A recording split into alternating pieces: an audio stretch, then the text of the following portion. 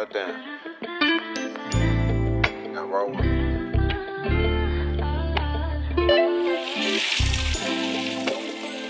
That shit going up.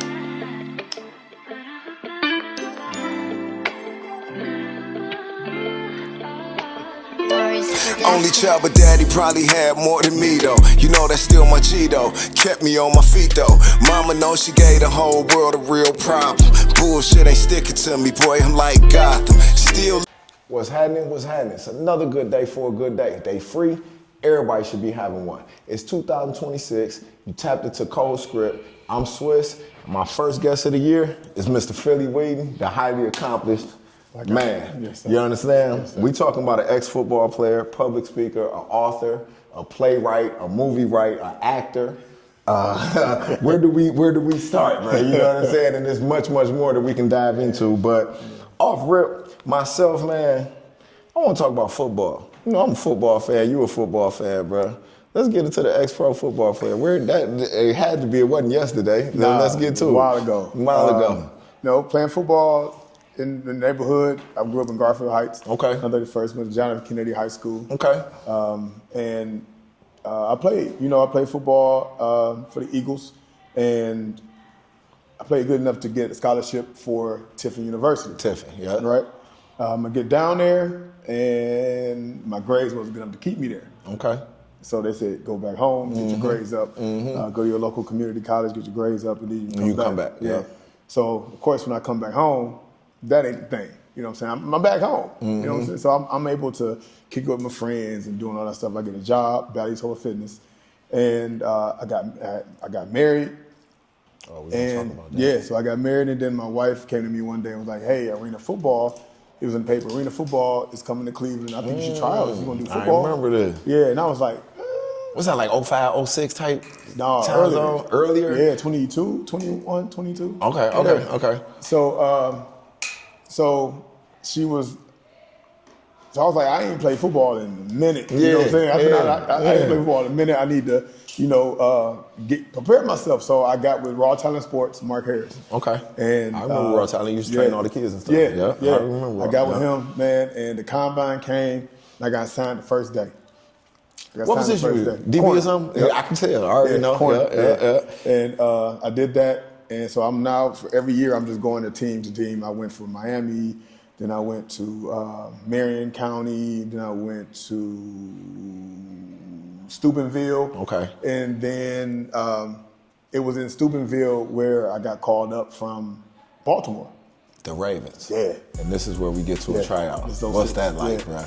I was nervous, right? Because I didn't take the traditional route of, I ain't get invited to no combine. I ain't come D1. So I'm a no-name out here. For sure. And but the game that they called me up on, I balled out. I had 6 interceptions, 2 pick sixes, and so they was like, bring whoever this is. Bring him up. Yeah. Okay. And I fought, man. I fought because, of course, they draft who they want. So they already had 2 that they wanted, and they had positions. Now, if you remember, what year is this? 06. This 06. Okay. 06. Okay. So, I did it, man. I fought tooth and nail. It came down to the last day. Of training? The last day. Yeah. So I've outlasted more than people they draft. You know what I'm saying? And it was a blessing. My thing is that I just wanted to know that I was good enough. Good enough for you know what I'm saying? And I was. So that's all I needed. Yeah, that's dope. That's dope. That's all I needed. That's dope. So we're gonna come back to that in a minute, but I'm gonna dive into this. You got 9 stage plays, bro, on top of a few movies. And you wrote all of them. Yeah. What's that like, man? Another field or industry I knew nothing about. Right. Yeah, I wrote a book on my life, based on my life, right? Relationships, from being married, divorced, finding love again, all that stuff. And it started with me writing Facebook. I just started Facebook. And I was writing statuses. Right. Just love statuses. Right. And they was like, man, write a book, write a book. And I'm like, man, no. Because the era I grew up in, we read ESPN magazines by looking at the pictures. Okay. You know what I'm saying? We're not reading nothing. I'm just going to see the pictures. For sure. Yeah. So I got contacted by Epic Books. And they sent me a message on Facebook and said, yo, whenever you're ready, we'll publish it. And that was my nudge in the back. Go ahead, why not? Right. So I wrote, and it was easy to write about yourself. So I wrote the book.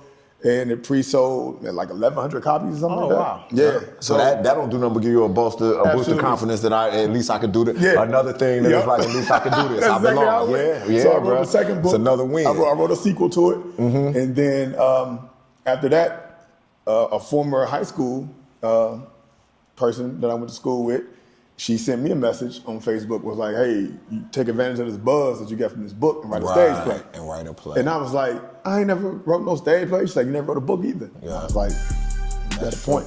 And remember, that's how people say John Singleton came at him. Remember, he said, Yes, you can he write a did. movie, bro. He You did. write songs. You're a great storyteller, so one can Yeah. translate to the other. Yeah.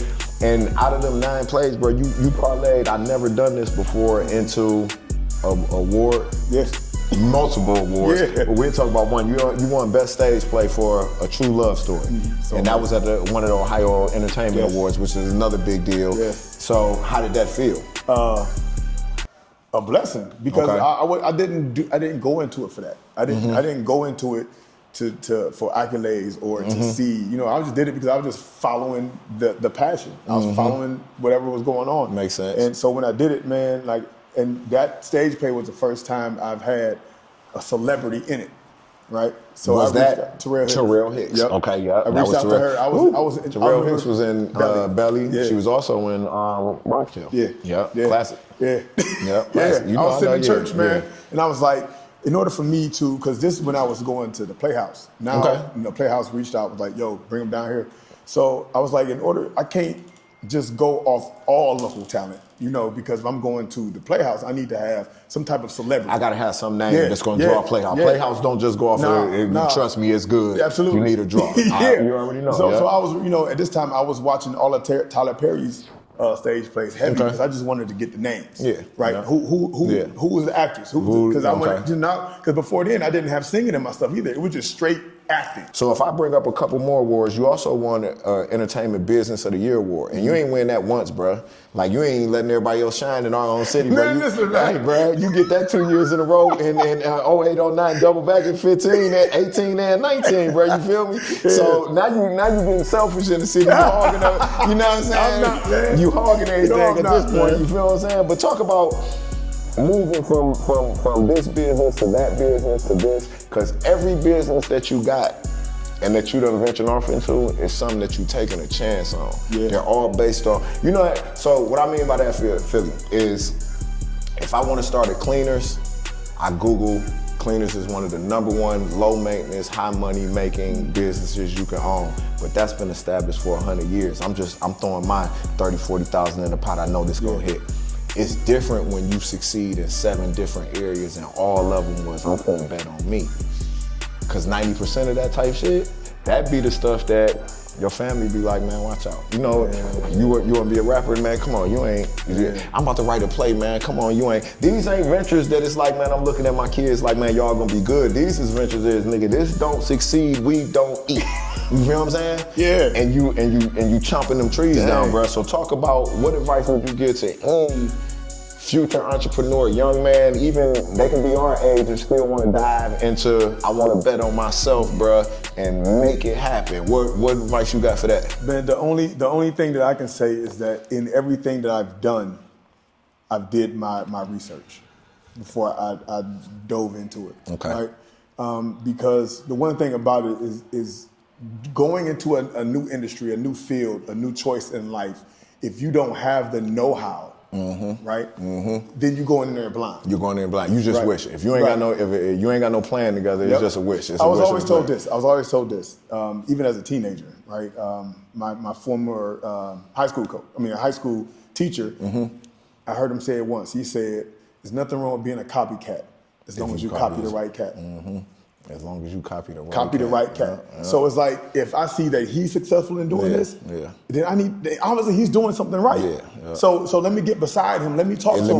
Let me see what's going on. Now, get into challenges, because being of success and getting to these levels, even with this beautiful building now, it was a challenge. It was a challenge, and I know, you know what I'm saying? So let's get into some of the challenges and talk about bouncing back. When you give advice about being an entrepreneur, they probably don't know that you spent time homeless before getting up. So you stay down there before you get up. Let's talk about, if you don't mind, do you remember being homeless? Do you remember what that did to the motivation and where, you know what I mean?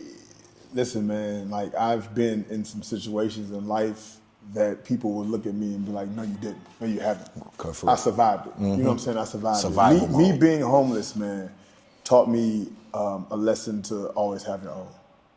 Your own anything, whatever that is, whatever your own means to you, your own car, your own house, your own crib, your own money. Have your own something that you know that you have. You know, because then I didn't. I was just all in. And so I was calling up coaches. Can I sleep on your couch? Can I sleep in your basement? Can I? I slept in my car many times. And I had a full-time job. Yeah. But I didn't have nothing. But I didn't own nothing.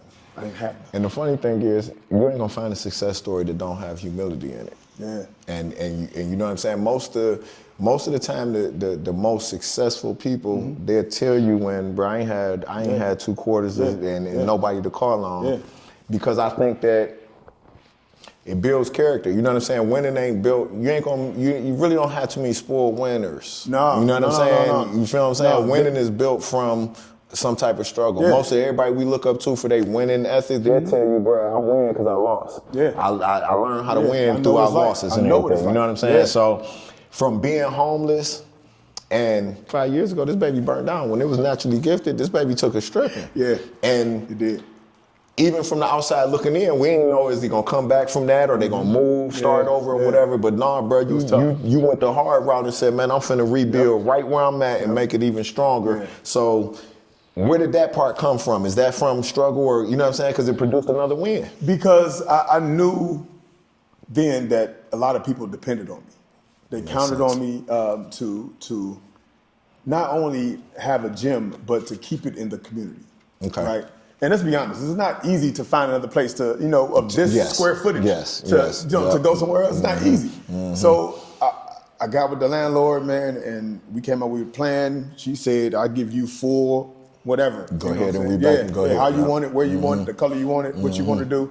And again, that's all I needed to hear, was that I had support to do it my way. Yeah.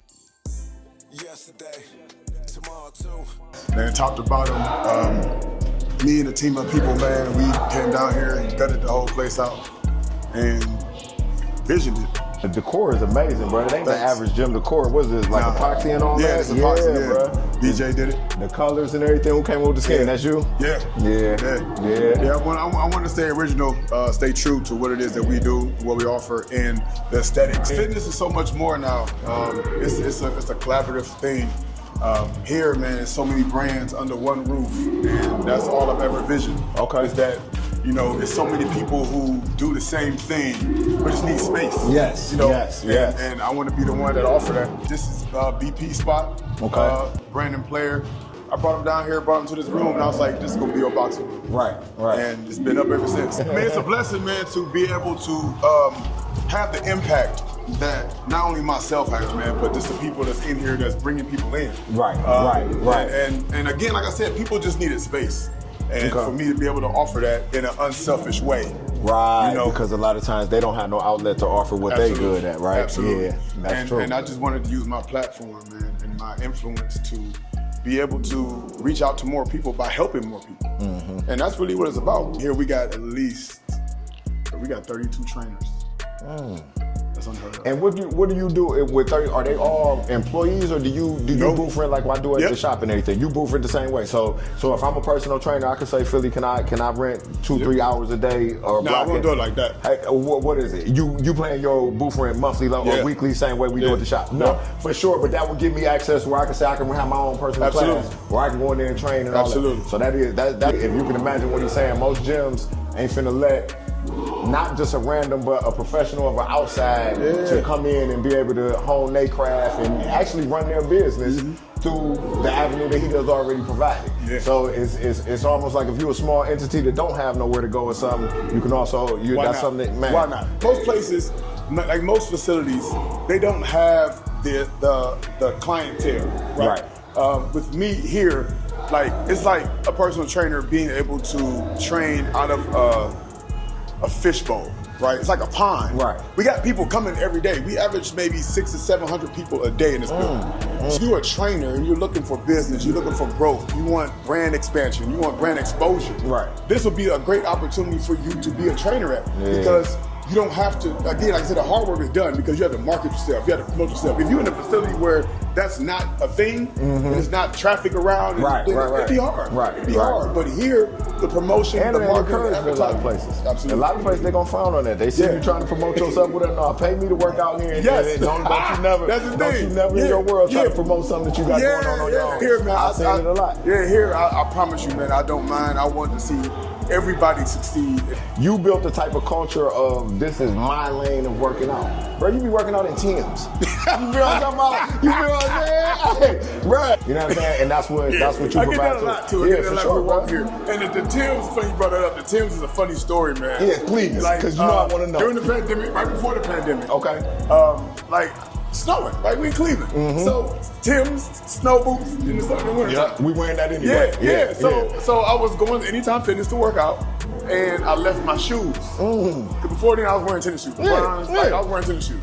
And so I walked in, and I was like, but I'm not finna mess the session up. I need to work out. Right. So, like, I kicked them off. Definitely. Yeah, that's what I'm working out. I'm here, I looked in the mirror, and I was like, I like my look. I like this look. You know what I'm saying? It looks aggressive. It look like for real. So I'm like, I'm rocking the Timbs from now on. Right. I think one year, didn't all of your students coming here in Timbs? That's one of the things where you know, you might have people hating and say, man, why he work out in Timbs and all that, but that's how you know you put a positive effect on the people that's right around you. When I heard about all the women coming in here and working out in Timbs, I say, bro, that's influence.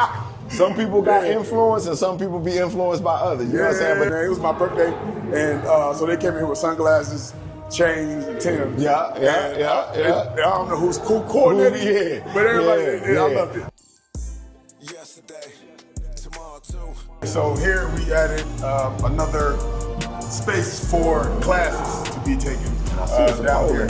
Yeah, man. This is one of the additions we had to add to the classes here. Okay. I was against it for so long, man, because a lot of people kept asking, hey, do some pole classes, and I was like, I just didn't know that culture.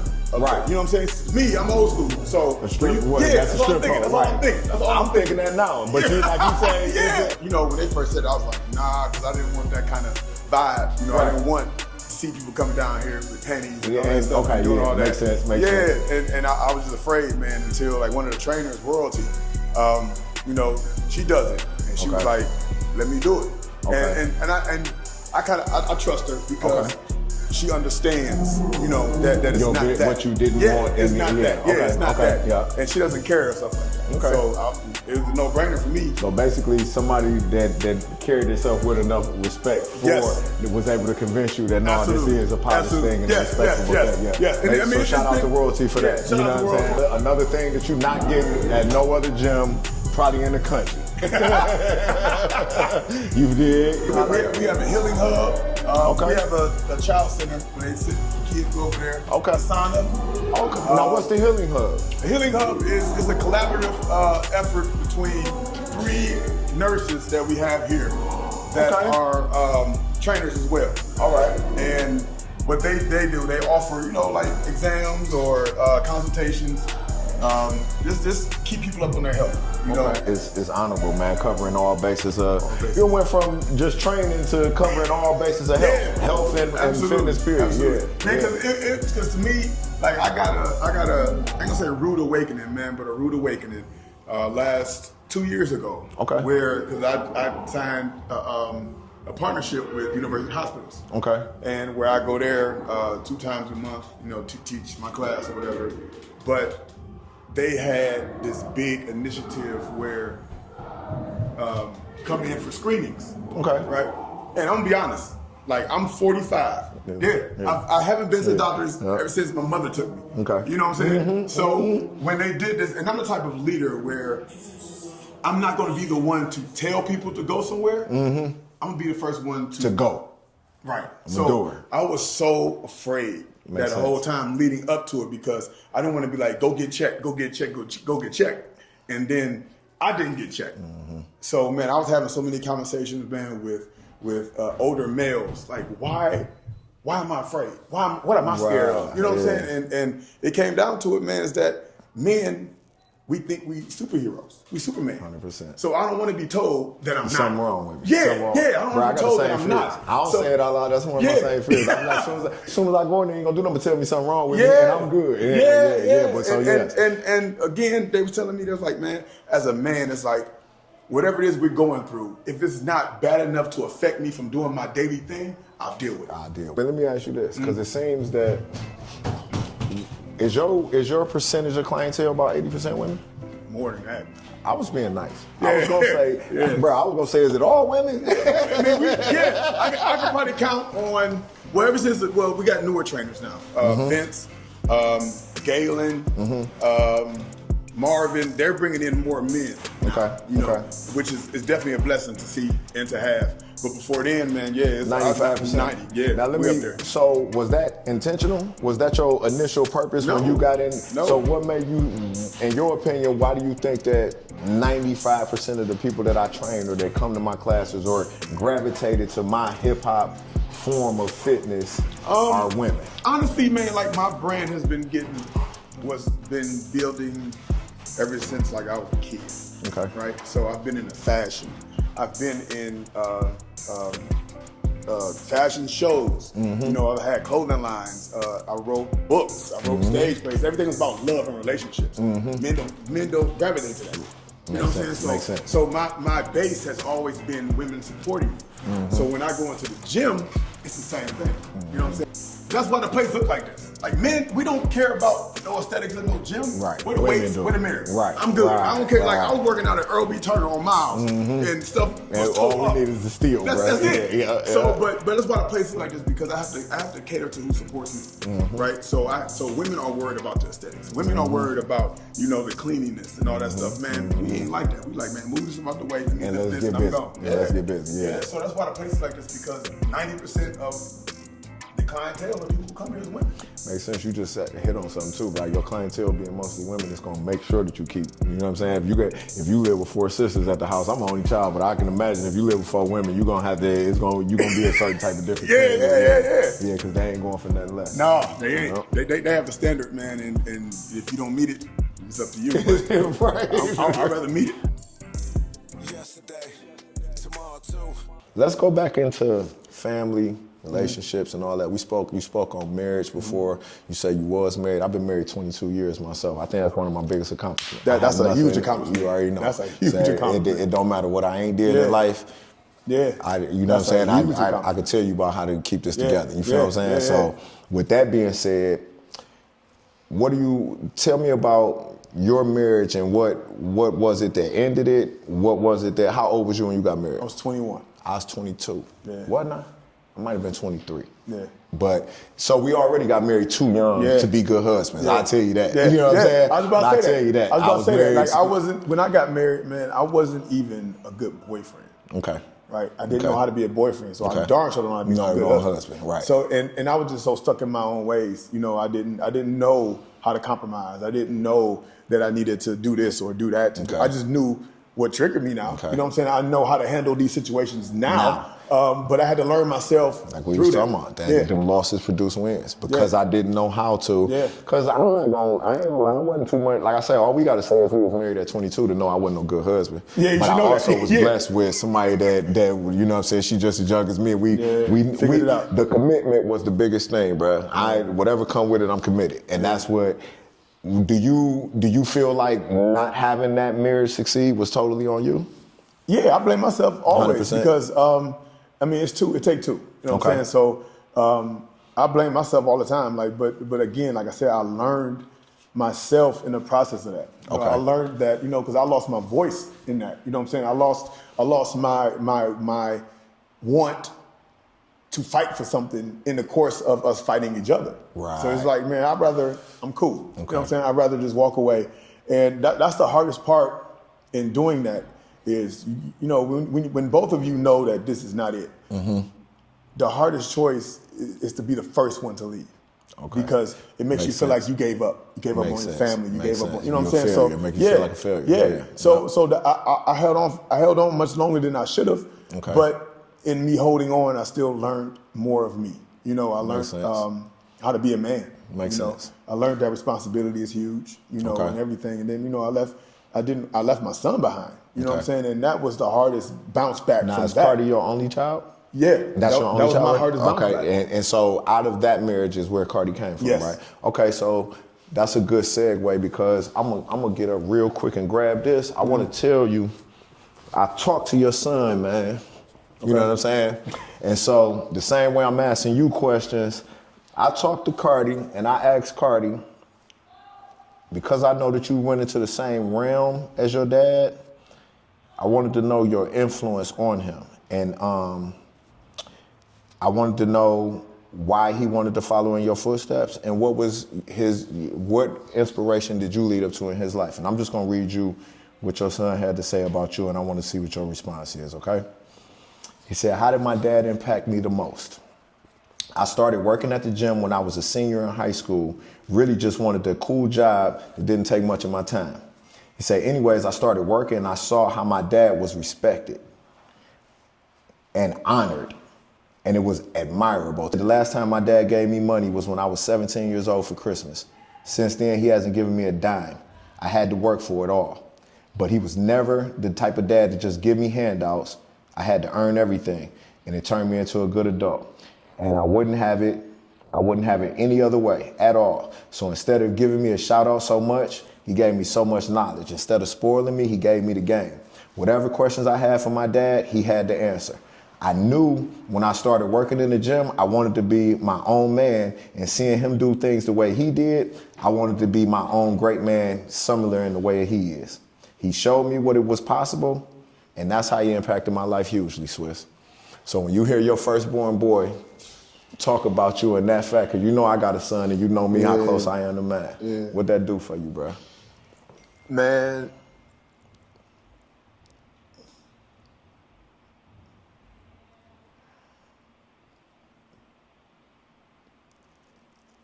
the relationship that he and I have, man, is a huge accomplishment to me, because I fought to be in his life after I left the house. After the marriage. I fought because I'm not the weekend dad. You know what I'm saying? Like, I don't want to be the weekend dad where you come over and we just go, we just kick it and have fun. I want to be the first thing you see every morning, I want to, and so me leaving that household, man, I knew the chances that I was taking, but I couldn't risk it no more. And so when I came back home in 2011, man, and you know, of course, when the marriage is bad, you know, it's a lot of bitterness there. So it's like, you're not gonna see your son, you're not gonna do this. And when I came, and I knew what daycare he was going to, so I just went to daycare. And they was like, I can't let you in. And I'm like, what do you mean? They was like, I can't, you're not on the list. Yeah. And I was like, but she's like, I know who you are, I know but I can't. Yeah. I can't. And like, man, this went on for about 3-4 years, man, of me I just want my son to know I'm here. Mm-hmm. You know what I'm saying? And one day, man, he texted me on New Year's, man, and said, Happy New Year's, Dad. And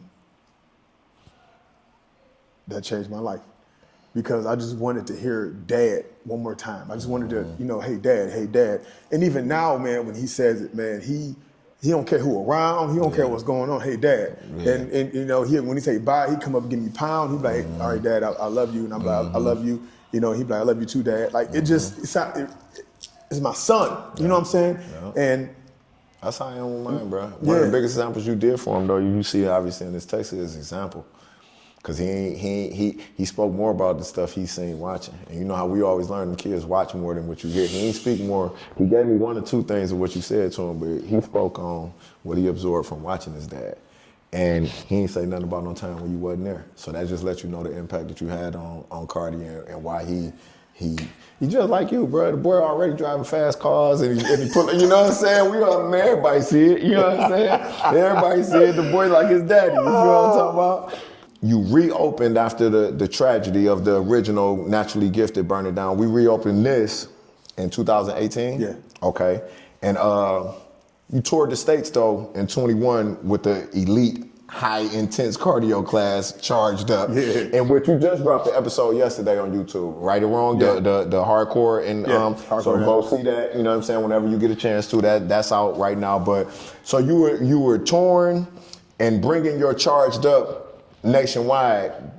And what did that do for you as far as what you think your following, your influence, and everything else? And what made you say I'm taking this on the road? Okay, so what happened is that I've never been a traveler. Okay. Never. Like I've just never been a traveler. Okay. So a guy had reached out to me on Instagram, you know, after me posting the classes. He's like, man, I gotta come there to see this. And, you know, I was just like, okay, you know, and he came up and he took the class, and the whole time he was watching the class, like he was just looking around with the oh my God face. Okay. And after that, he was like, man, Atlanta need to see this. And I'm like, I'm cool. He's like, no. He said, Atlanta you got something need to see special. this. Right. Atlanta need to see this. Yeah. And I was like, nah, I'm cool, man. I'm cool with just being on this corner, catering to my people. And that's it. And then he was like, okay. So then he left, and then like maybe like a month later, I got tagged in the post. It was like instructors battle. Right. So I'm like, you know, he invited me to come down. I ain't ready back down and shit, Jack. What's going on? Yeah, I go down to Atlanta now. Yeah, So, what's up, man, there? I went down to Atlanta, man. I just put the call out there to people here who wanted to come down and do the class or whatever, man. We had 70-something people from here. I went down there.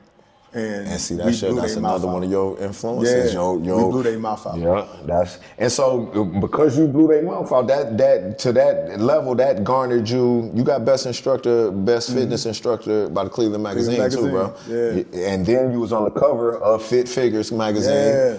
So you done covered magazines. So a vision of fitness done took you to where if you're a rapper or something, now you platinum.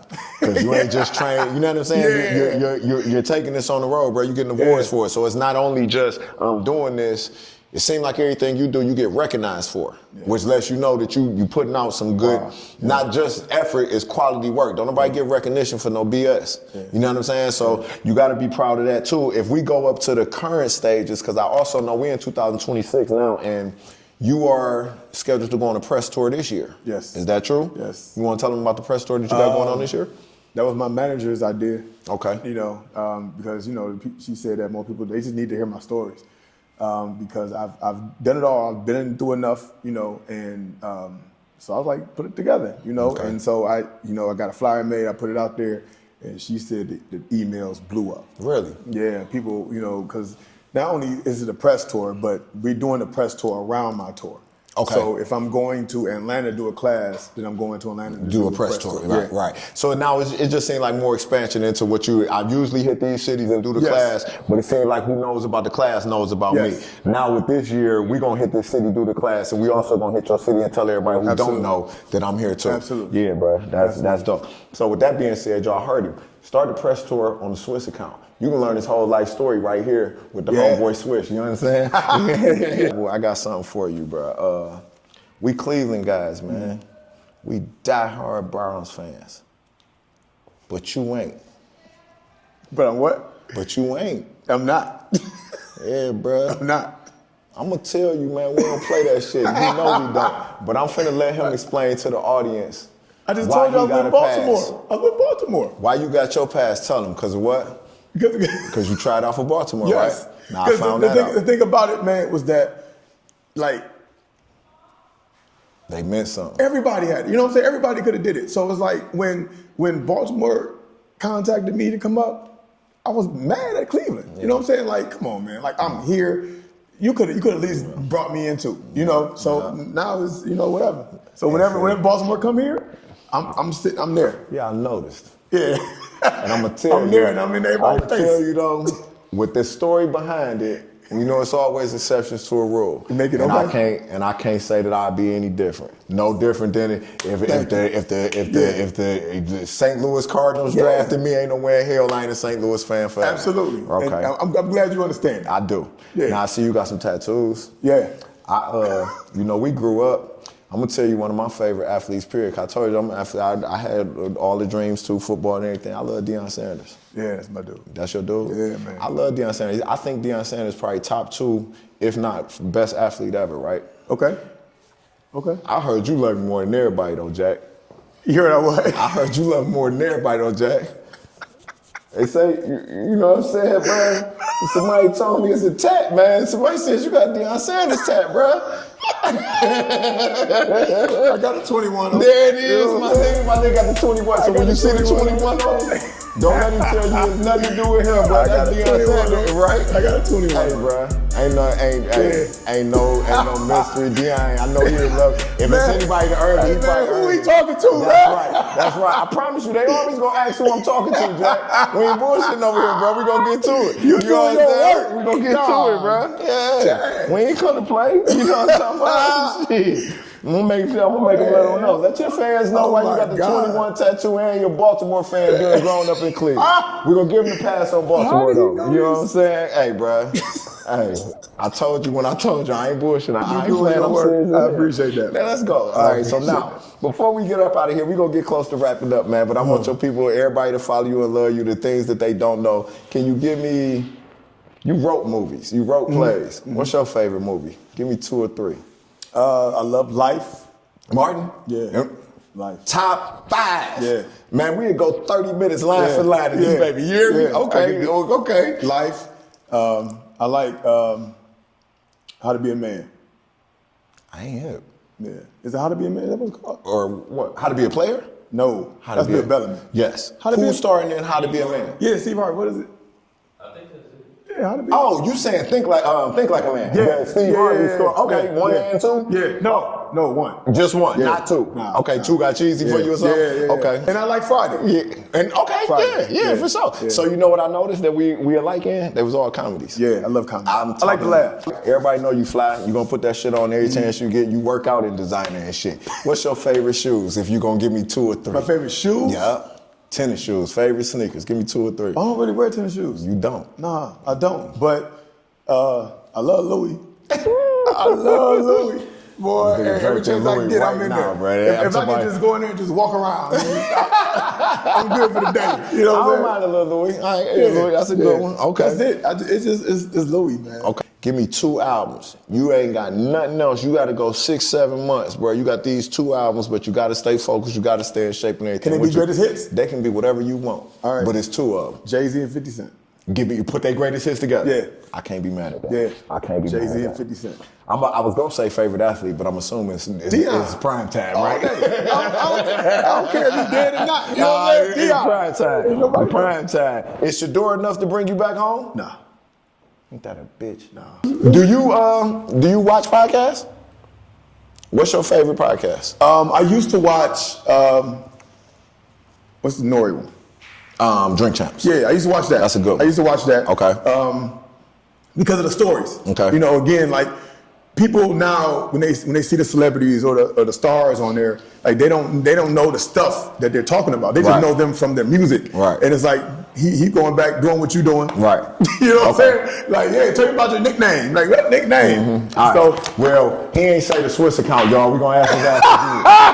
Goddamn, you hear what I'm talking about? you ain't say that. You ain't say that. I'm here. Hey, I'm here. He ain't say the Swiss account, It's y'all. gonna That be. gonna be cut. But it's We gonna be. do it again. But It's it's gonna gonna be. be. That's what it It's is, gonna bro. be the Swiss That's account. what it is, bro. So as a writer, producer, actor, and everything, who your favorite actor? Or influence, or you know what I'm saying? What you tap into when you get into that? Denzel? Yeah. That's about common. Yeah. That's about common. Bro, we gonna get out of here. I got one more special question.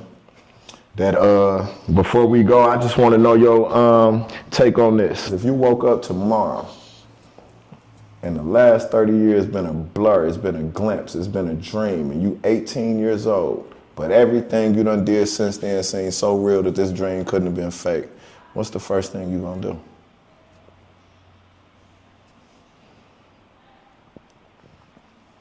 Say it again. If you woke up this morning, 18 years old. you back 18 years old, but your whole entire life since then was your dream. Your wife, Cardi, your kids, your movies, your everything that happened in your life since you was 18 was real to you, but it was really a dream. What you gonna do? First thing you gonna do? That's deep. First thing I'm gonna do at 18 years old, waking up, and everything was a dream.